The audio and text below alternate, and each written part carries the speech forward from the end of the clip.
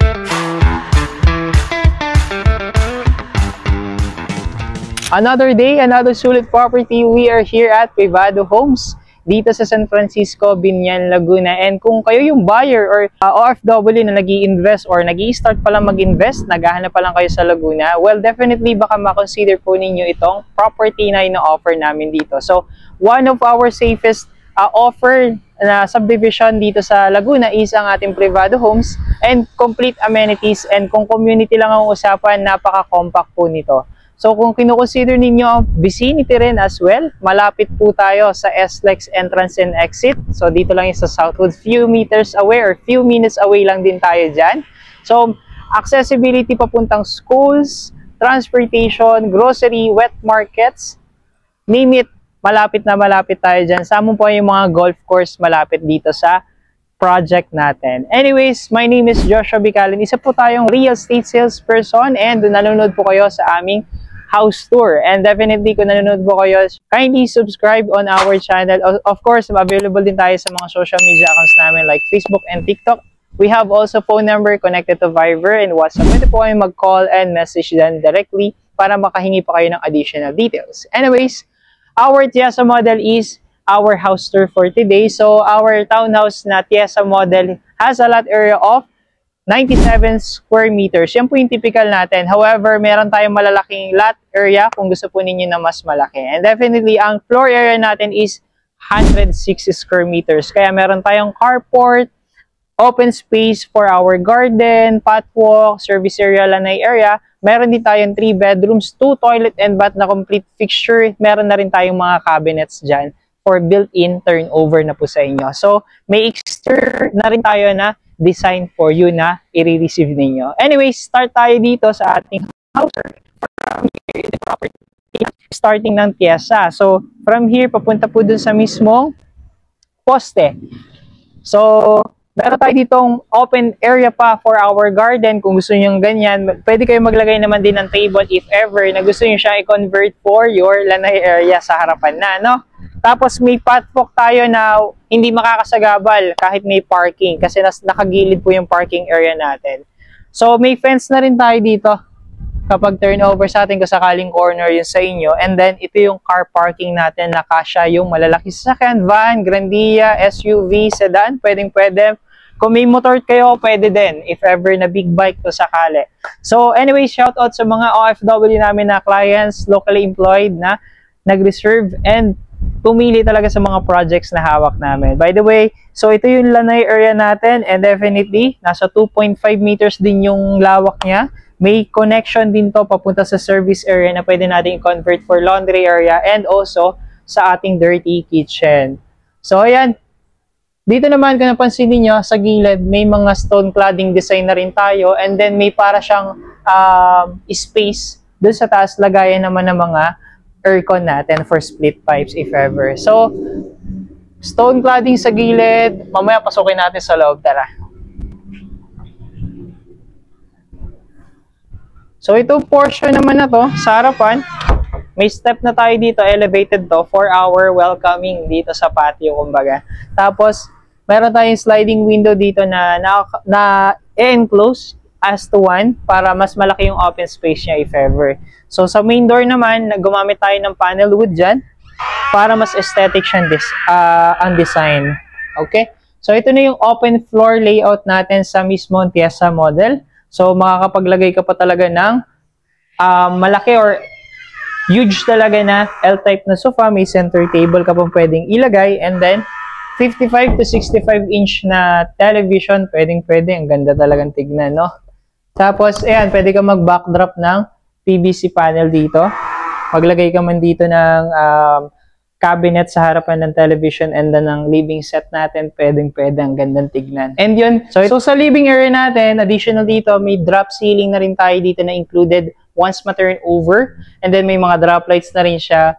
So, mas maganda siyang tignan. And then at the same time, itong portion ng gilid natin is may availability sa ating sliding door and mahangin tayo dito. So, ito is accessible papunta sa ating carport area and ang kagandahan dyan, yan, pwede mo siyang gamitin, area extension, and so on. So, ito naman portion na to is yung ating dining area. So, dining area natin, yan, pwede ka maglagay ng 6-seaters na table or dining set. And then, adjacent to this portion is yung ating kitchen area. Kung napansin niyo, pwede kayo maglagay ng chest freezer ba yung tawag dito? Not sure. However, ito, pwede kang maglagay ng refrigerator, overhead shelves, andyan, included na po yan sa inyo pag turnover. Naka-quartz na rin tayo na countertop, and then, definitely may sink tayo na complete fixture and built-in cabinet. Ito, lahat na po yan, nasa inyo na po yan ibibigay pag turnover sa inyo. So, ito, may portion po, pwede po kayo maglagay ng range hood, and then, ayan, mga shelves natin, oh, available po yan, overhead shelf.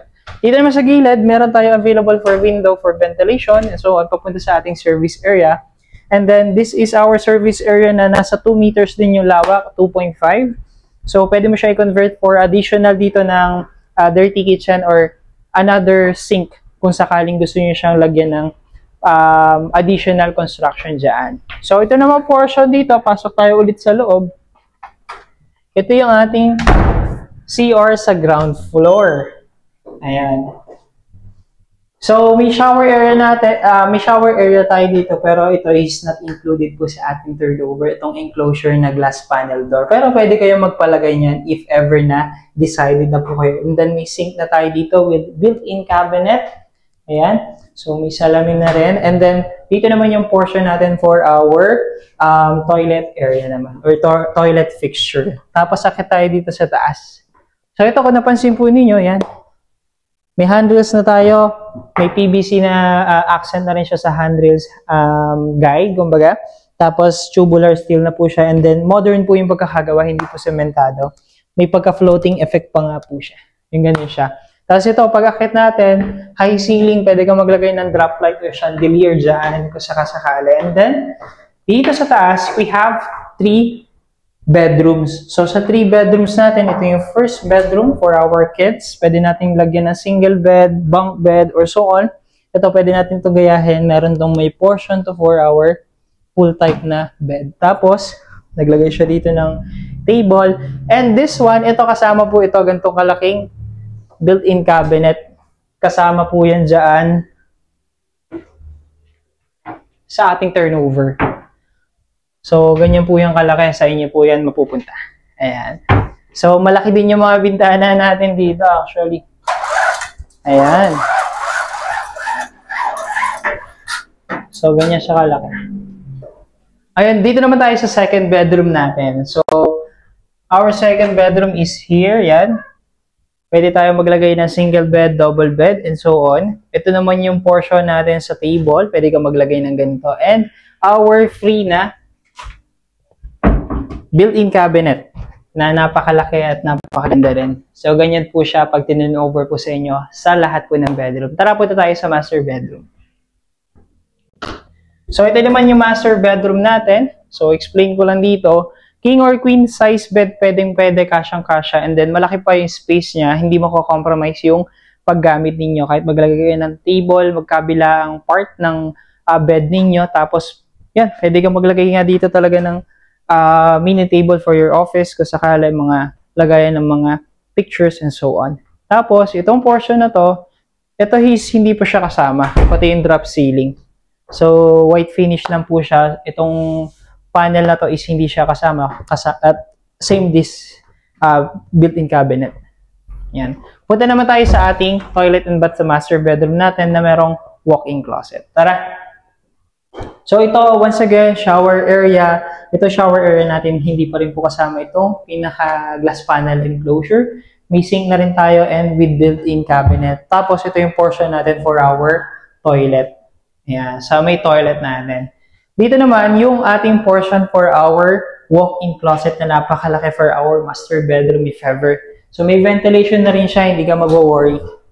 And then, ilang door to? 1, 2, 3 doors pero full na open naman siya in full. Ayan.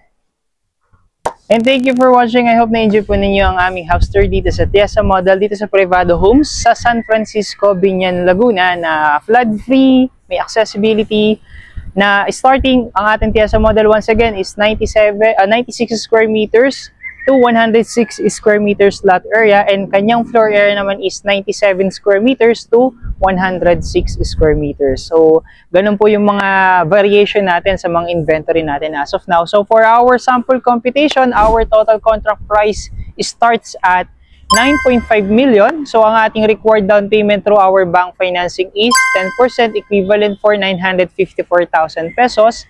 Bawasan natin ang reservation fee para makapili ka na ng property or available unit natin, at may expect ka na in the near future na unit. So, matitira na lang is 934,000 pesos. Payable po yan for 24 months to 36 months. Pero kung 36 months, that is 25,000 monthly equity or down payment. So, ang matitira naman is iloloan natin sa bank financing natin. Ang mga bank partners namin is RCBC, Security Bank, BDO.